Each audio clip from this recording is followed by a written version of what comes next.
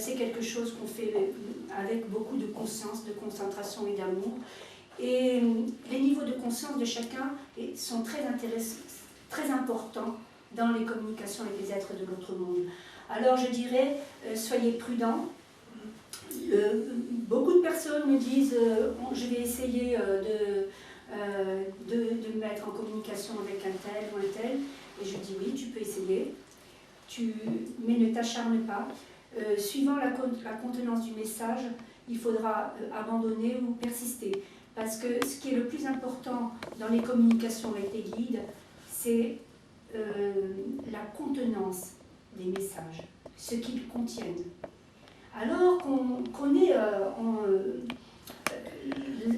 l'entité d'un guide ou qu'on ne l'est pas, à la limite, moi je dis que ce n'est pas très important.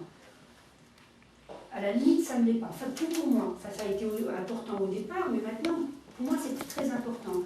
Ce qui est important, c'est ce qu'on vous donne, c'est la contenance du message.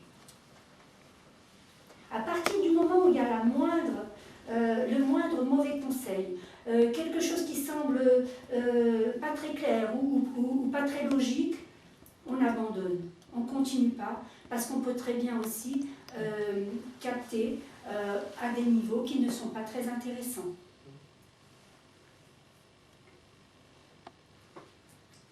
Il est arrivé pourtant 2-3 fois, je crois, qu'au fil d'un entretien, je reçoive quelqu'un qui a cette facilité-là, qu'elle ne connaissait pas et qui s'est déclenchée.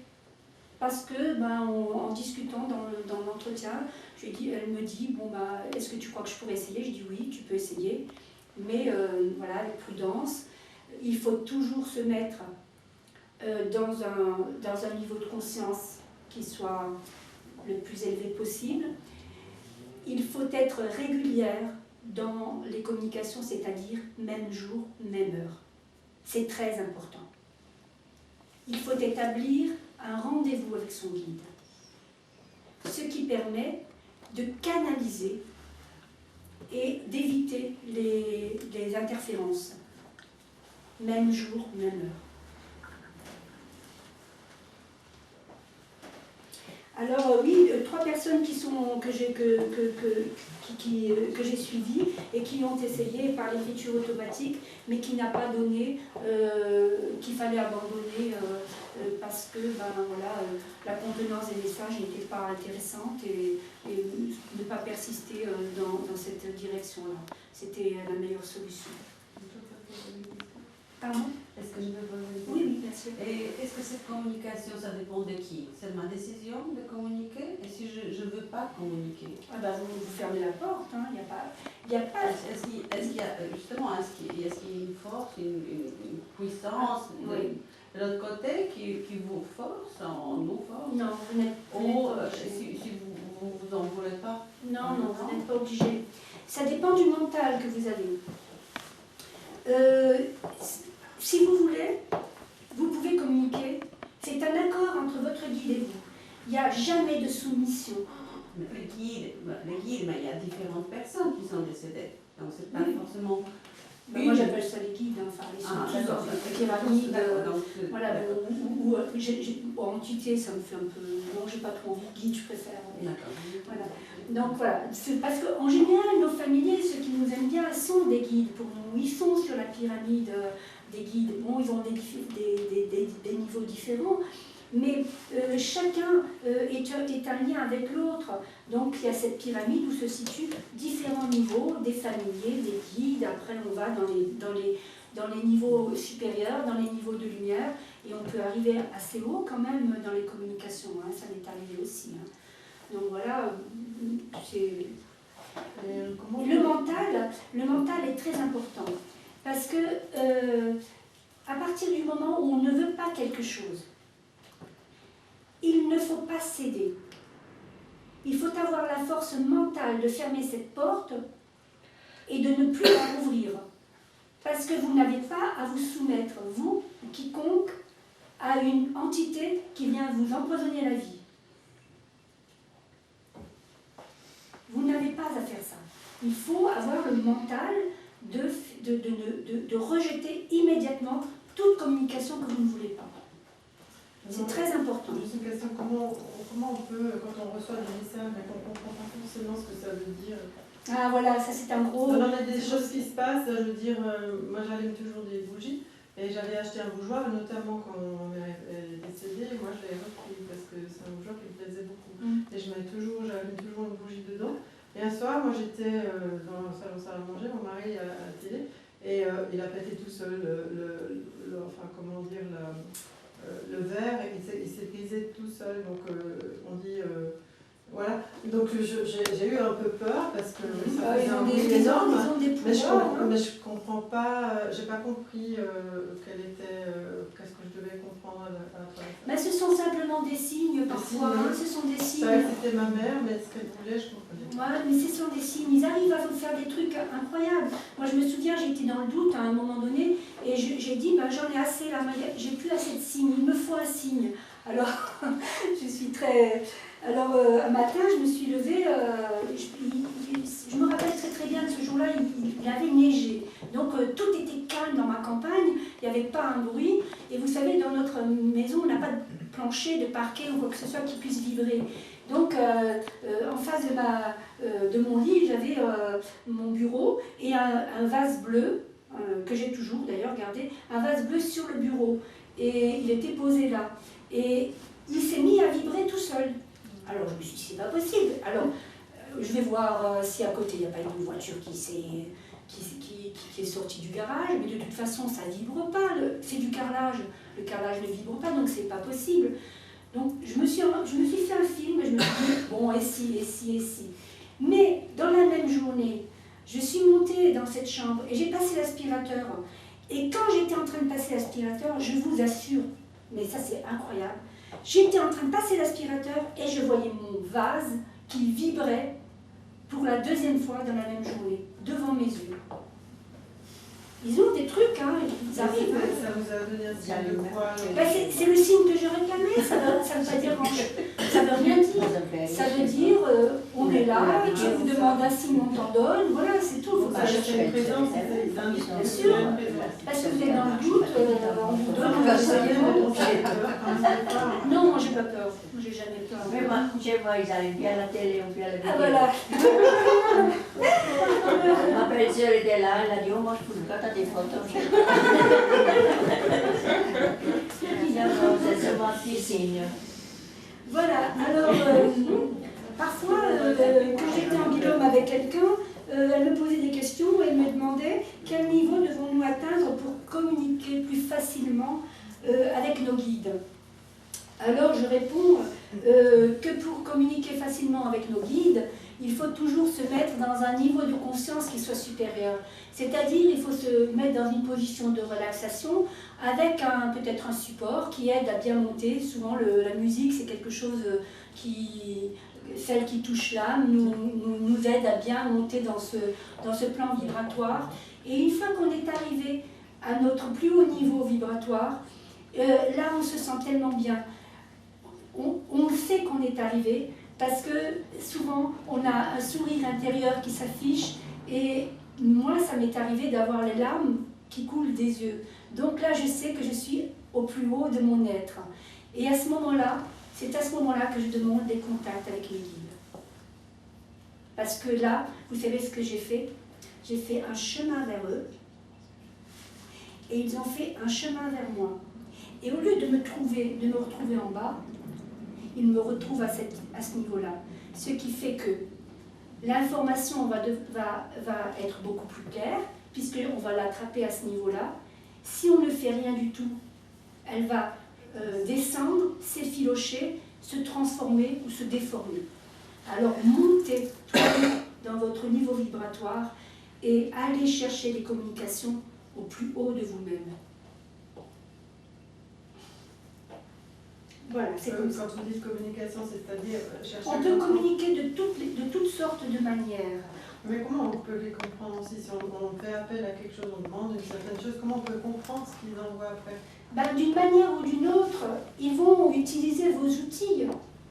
Tout le monde n'a pas les mêmes outils. tout le monde n'a pas la clairaudience, tout le monde n'a pas l'écriture automatique, tout le monde n'a pas la clairvoyance. Donc, il faut être attentif. Tout le monde a le droit de faire des demandes vers ces guides, puisqu'on a tous des guides. Mais ils vont soit passer par vos outils, soit ils vont passer par vous-même, à travers vos cellules, en vous donnant des signes, ou voilà, vous allez avoir une réponse à un moment donné ou à un autre, mais il faudra ne pas passer à côté de cette réponse. Parce que, voilà, quand on n'a pas d'outils clairs, c'est un peu plus difficile. Mais là, il faut être très attentif. Un monsieur qui sortait de mon bureau m'a dit, moi je veux un signe. Alors je lui ai dit, écoutez, on verra bien. Hein. On verra. Et puis alors, on a fait un super entretien. Puis il prend sa voiture, il s'en va. Et puis il me rappelle dans la voiture, il était encore dans sa voiture, il me rappelle de son portable, il me dit merci Michel, j'ai eu mon signe. Je fais c'est quoi? Il m'a dit écoutez, j'étais en train de rouler, j'avais un oiseau qui était posé sur le pare-brise de ma voiture. Il était posé, il roulait, l'oiseau était accroché au pare-brise de la voiture. Il avait demandé un oiseau, il avait eu un oiseau. Voilà. Bon, qu'est-ce que vous voulez savoir encore? Moi, je voudrais. On parle des guides, ceux qui sont partis dans l'au-delà, mais il y a des guides qui peuvent être vivants. Comment ça se passe? Qui sont encore vivants, des personnes qui peuvent. Oui. Et comment ça se passe alors, cette relation, puisque la personne est encore vivante? La relation, c'est toujours la même relation, c'est jamais. Si on ne la voit pas, la personne, si on la connaît, mais on ne la voit pas. Enfin, je dis, on n'entretient pas de relation. Donc, vous parlez d'une personne incarnée. Oui, qui est vivant, qui est encore vivant. Donc, il y a une connaissance, un savoir suffisant pour vous transmettre quelque chose. A priori. A priori. Eh bien, c'est à vous de distiller, hein. Mais comment la connexion, comment elle peut se faire alors qu'elle est... On peut communiquer avec les êtres vivants de la même manière qu'on peut communiquer avec les êtres décédés. Surtout si on est dans l'affectif avec ces personnes-là, c'est étonnant comment on peut établir un contact d'âme à âme, même si la personne est encore incarnée. C'est incroyable. Même si je la vois, même si on ne la voit pas. Vous pouvez vous connecter à elle par la pensée. Par la pensée. Pardon? La pensée qui crée. La pensée. Les pensées se rejoignent par les deux énergies qui se cherchent, tout simplement. Ça on dit, j'ai juste pensé à toi et la personne à telle. Ah oui, souvent, oui. Non, mais c'est parce que vous avez envoyé vers cette personne et cette personne l'a reçu. Mais moi, j'établis des dialogues avec des personnes qui sont vivantes. Comme si elle était décédée, c'est pareil, mais il n'y a rien. On est en connexion avec les âmes. Donc, qu'elle soit incarnée ou pas incarnée, c'est la même chose. Juste une question, donc quand on peut le faire avec les vivants, on peut demander de stopper à la personne certaines choses qu'on ne veut plus qu'elle fasse. On peut? Bien sûr, la pensée, ça oui, mais c'est aussi manipulation de cette personne aussi, hein, donc c'est pour stopper. Là, on rentre dans des croyances moi, j'adhère pas trop à ces croyances-là. Je ne veux même pas en entendre parler. Je veux dire, pour moi, c'est quand on vient me dire j'ai tel ou tel souci et je pense que je veux même pas en entendre parler. Parce que le fait même d'y songer, c'est déjà que vous avez cette croyance. Alors moi, j'y pense même pas. Je ne veux pas entendre parler de ça. D'aucune sorte de manipulation. Parce qu'il faut rester libre. Tout le temps. Libre, même avec son guide. Moi, je me souviens, ma relation avec Allan Kardec, c'est une relation extraordinaire. De respect, de liberté. Et jamais, à aucun moment, il ne me reprocherait que je ne sois pas disponible ou que je ne sois pas prête quand il le désire, parce qu'il me respecte totalement, et je le respecte aussi.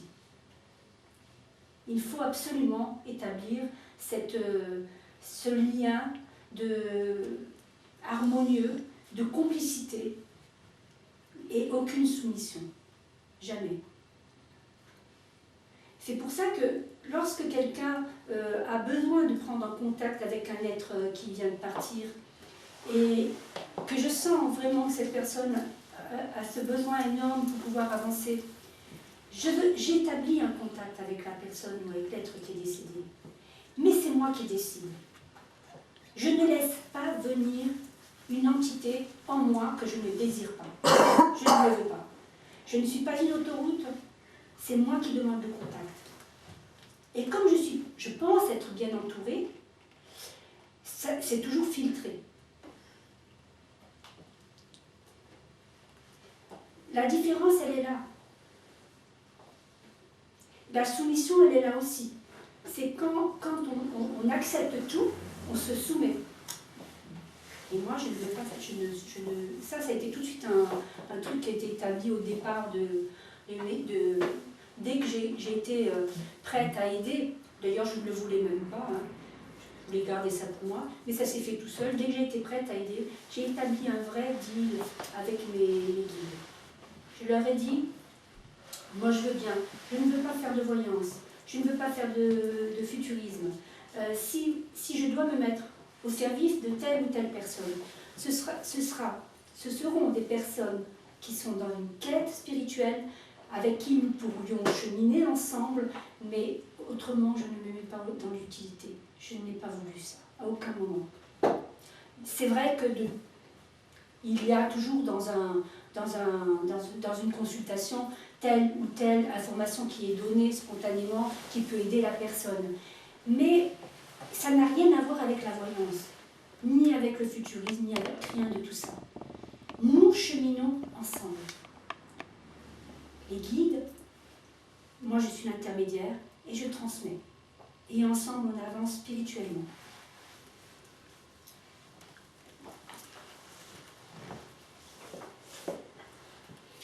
Voilà. Alors maintenant, vous allez me dire, peut-être, comment j'ai eu la révélation de mon guide. Puis je vais vous en parler, parce que peut-être tout le monde ne le connaît pas, hein, Allan Kardec. Donc après avoir cheminé avec mes familiers, ils m'ont monté je pense, à un niveau un peu plus élevé, j'ai pu contacter un guide, un vrai guide, instructeur, mais c'est totalement par hasard, je ne l'ai pas cherché.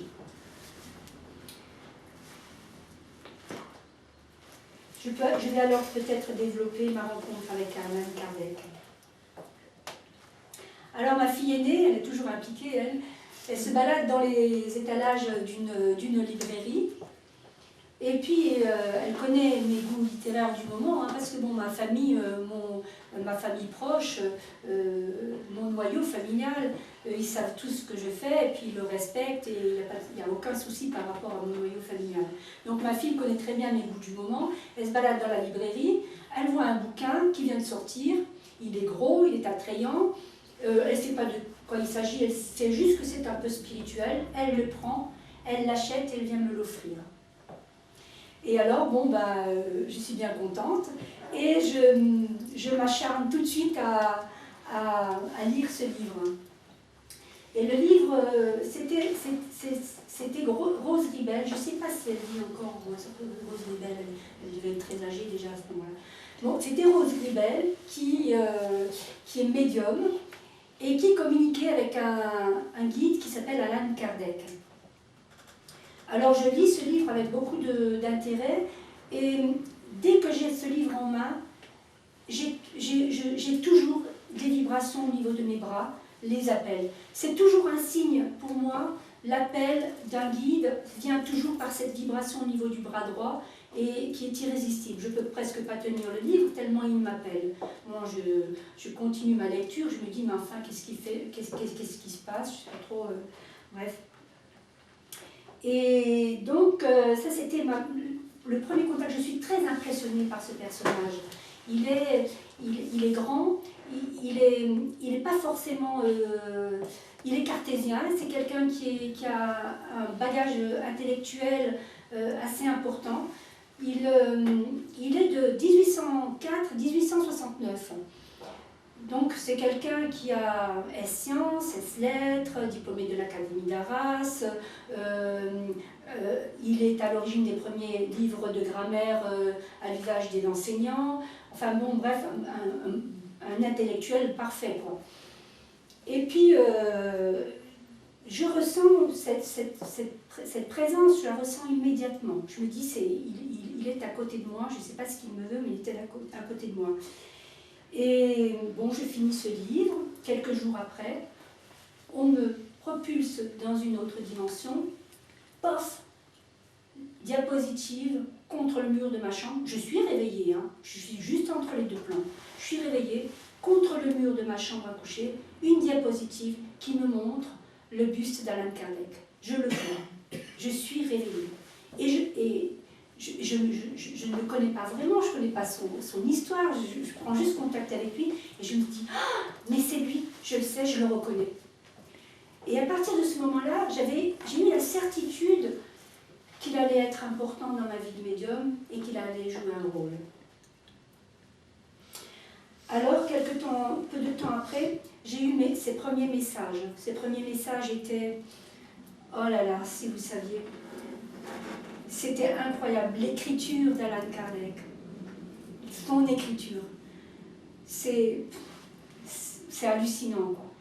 Ça va à une vitesse, mais extraordinaire, dans une graphologie qui est, c'est énorme.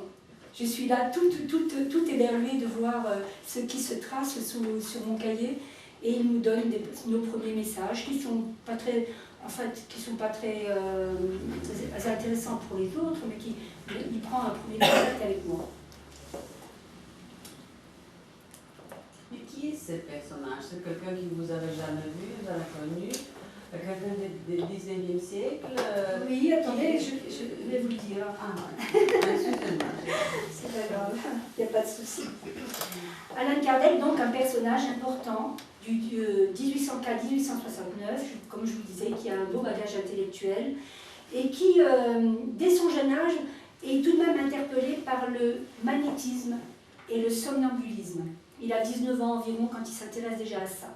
Ensuite, se passent quelques années, et puis un jour, un jeune médium qui se nomme Victorien Sardou prend connaissance de ce personnage, d'Alan Kardec, et lui ramène une pile de cahiers de communication qu'il prétend avoir avec les êtres de l'au-delà. Il demande à Alan Kardec de décortiquer tout ça et d'en faire un livre. Et ce cher Alan, comme il est vraiment cartésien, il dit « Oh non, non, on ne veut pas rentrer là-dedans, c'est pas possible ». Il a refusé dans un premier temps.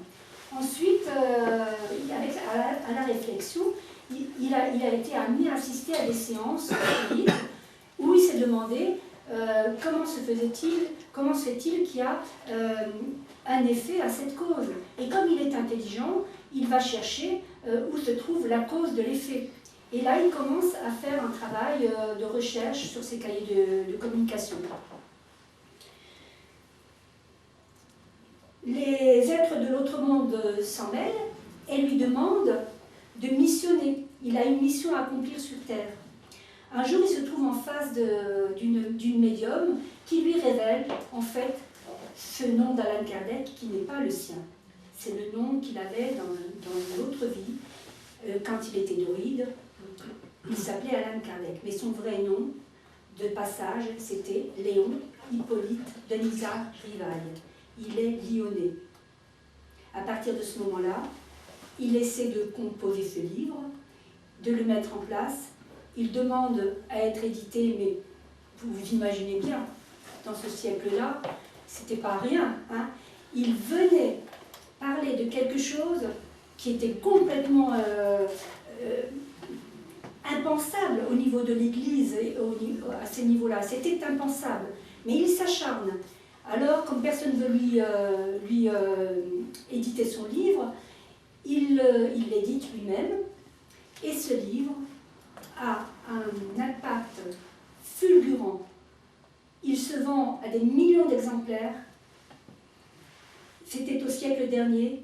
Aujourd'hui encore, il est sur les étalages de nos librairies. C'est un incontournable. Le livre des esprits répond à énormément de questions. Le livre des médiums est très intéressant aussi parce qu'il est très objectif. C'est quelqu'un de très objectif. Il sait, il n'est pas illuminé. Hein. Il sait ce qu'il dit, il analyse ce qu'il dit, il décrit les dangers et le côté positif de tout ce qui peut se passer au niveau de la médiumnité. Je trouve que c'est vraiment... voilà, on peut puiser énormément d'informations dans ces livres-là. Je pense que ce sont des incontournables, à mon avis. Hein. Je pense. J'en suis sûre. Voilà. Bon, alors après, comme j'ai une copine qui est toujours un petit peu... qui me pose des questions, quand on était en binôme, elle me dit, oui, mais ton truc c'est bien beau, mais comment tu peux être sûre, toi, de ta connexion avec Allan Kardec? Bon, ben, je lui dis, écoute, je sais pas... je vais peut-être raconter quelque chose qui va te conforter dans tes doutes. Et je vais vous raconter ce qui s'est passé. J'étais un jour affairée, normal, pas dans un état de conscience modifié ou quoi que ce soit, mais à l'époque où je communiquais, j'étais très connectée à l'oreille. Pratiquement, mes premiers contacts, c'était pratiquement tout le temps. Quoi que je faisais, j'avais une voix qui me disait, une voix aimable, hein, qui m'indiquait telle action ou telle chose. J'étais très connectée. Et puis, un jour, j'entends la voix d'Allan Kardec, parce que je l'entends très bien. Il a une voix profonde et puissante qui vient de je ne sais pas trop où, et je le reconnais immédiatement. Et il me dit, Michel, rappelle-toi de ce prénom, Amélie. Et il me répète 2 fois ce prénom. Bon, j'emmagasine l'information, je rentre à la maison, puisque ça se produisait, je travaillais à l'époque. Donc je rentre à la maison, je plonge dans les ancêtres ou je ne sais pas quoi pour voir si je ne trouve pas quelqu'un qui s'appelle comme ça. J'interroge tout le monde autour de moi, il n'y a personne qui connaît ce prénom. Bon, je me dis, vous savez, moi je ne suis pas tellement quelqu'un qui m'acharne. J'ai une foi profonde et je laisse venir les choses. Et je me dis, bon, un jour ou l'autre, j'aurai la réponse aux questions que je me pose. Et puis, quelques temps après, j'ai dans ma main le livre d'Allan Kardec. Je ne sais plus si c'est le livre des esprits ou le livre des médiums, je ne sais plus. Mais un des 2 livres, à la fin de son livre, il parle de sa vie. De son parcours, de sa propre vie. Et 2 mois après l'information, je tombe sur ce livre et il écrit qu'il avait épousé Amélie Boudet. Il m'avait donné le prénom de son épouse et je ne savais pas qui c'était. Et 2 mois après, j'ai vu dans le livre qu'il avait épousé Amélie Boudet, qui fut d'ailleurs une merveilleuse compagne pour lui, qui l'accompagna toute sa vie, qui l'a soutenu et avec qui voilà, ils ont vraiment fait du bon boulot. Voilà, alors ça c'était pour répondre à Chantal.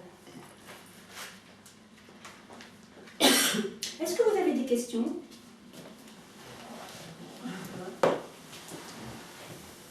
Pas de questions? Qu'est-ce que j'ai pu oublier? Tu constates pas que je le fais. Voilà, je pense qu'on a fait un petit tour là, par rapport à tout ça. Ah oui, je voulais encore ajouter que Allan Kardec est enterré au Père-Lachaise. C'est un beau monument, sobre, à l'image de ce qu'il a été dans sa vie. C'est une des tombes les plus fleuries du Père-Lachaise. Et tous les adeptes d'Allan Kardec connaissent cette phrase qui est intemporelle et qui est « naître, mourir, renaître encore et progresser sans cesse, telle est la loi, hors la charité, point de salut ». Et lorsqu'on va au Père-Lachaise se recueillir sur son tombeau et qu'on pose les mains sur son buste, eh bien la légende dit que quel que soit le vœu qu'on va faire, il va l'exaucer. Alors, quand j'y étais avec une amie,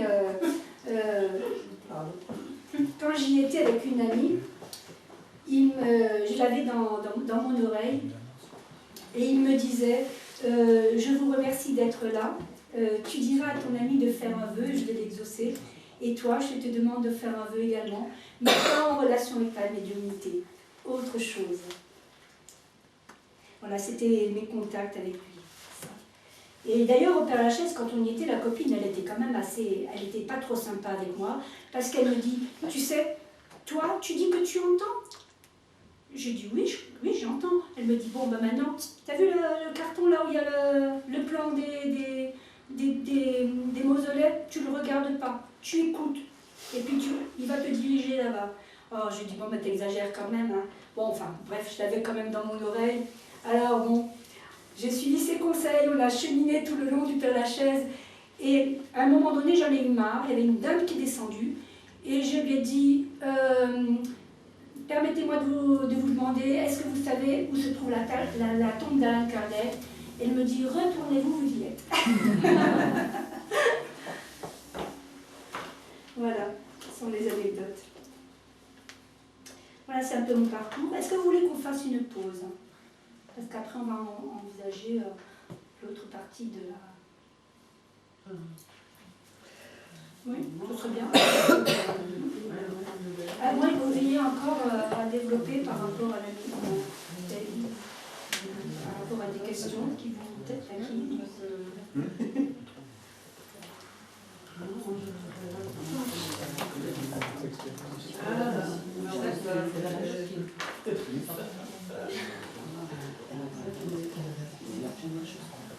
Alors, il y a aussi une question qui se pose souvent et que les gens me posent souvent, c'est peut-on connaître l'identité de nos guides? Alors, c'est vrai que chez moi, les personnes qui circulent, elles veulent connaître le nom de leur ange, de leur guide et tout ça. Mais alors, bon, ça, moi, je ne gère pas, quoi. C'est donné, c'est une grâce qui est donnée, on prend, mais on ne fait pas ça et ils nous le donnent. Ils sont pas comme ça, là. Alors, bon, le guide, en général, bon, maintenant, dans mon cas, à moi, il a bien fallu que je connaisse le nom de mon guide, puisqu'il est tout l'enseignement. Il a été, pendant des années,